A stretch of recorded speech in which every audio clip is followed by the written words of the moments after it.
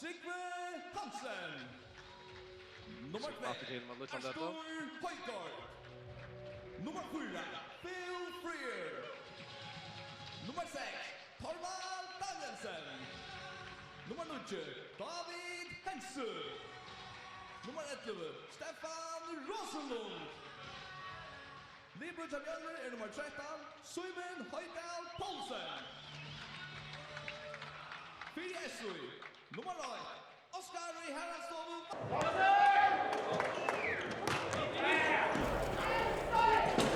It's the same old story in this tug of war. We go back and forth, we go back and forth. It ain't good for me what we do this for. We go back and forth, won't do this no more. We go back and forth, we go back and forth. We go back and forth, won't do this no more. Always never tell it. Always never tell it.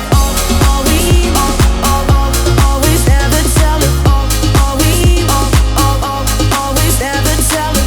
You're only nice when you wanna be. You always leave me wondering. It's not as simple as you and me. Can never tell if I'm in love with him or lost with him. Trying to find an in between. It's all or nothing. You pull me back when you feel me slip away, deceive me with your loving. It's the same old story in this tug of war. We go back and forth, we go back and forth. It ain't good for me what we do this for. We go back and forth, won't do this no more.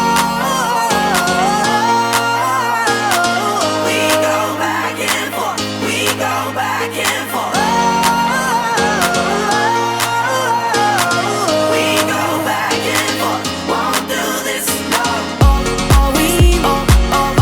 Always never tell it. Always never tell it. Always never tell it. Always never tell it. With you, there's no reasoning. I'm done with fighting all the time. I'm trying to speak, you're not listening. Closed ears with open eyes, broken minds. Trying to find an in between. It's all or nothing. You pull me back when you feel me slip away, deceive me with your loving. It's the same old story in this tug of war. We go back and forth, we go back and forth. It ain't good for me what we do this for. We go back and forth, won't do this no more. Always never tell it. Always never tell it. Always never tell it. Always never tell it. Resui, Oskar Haraldsson, får blockan, så. Ja, jo, där får det upp. Så det bruks.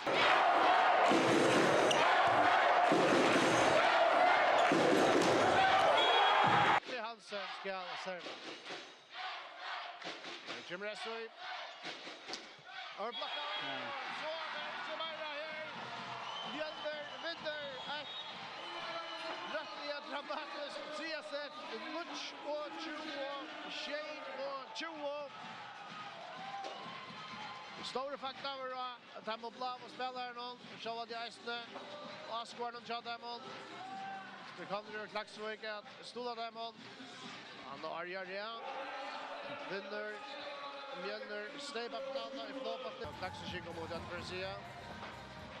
Under tredje första sättet pura grej. Det sägs inte som att det vinner hetta sättet grej. Men så Sverige är så jätte och när vi är där just tog då. Ja, så kommer ju inte få några bollar så blir det tryck på bollen nu och spelar fint fram nätet. Men Mjölner är bättre.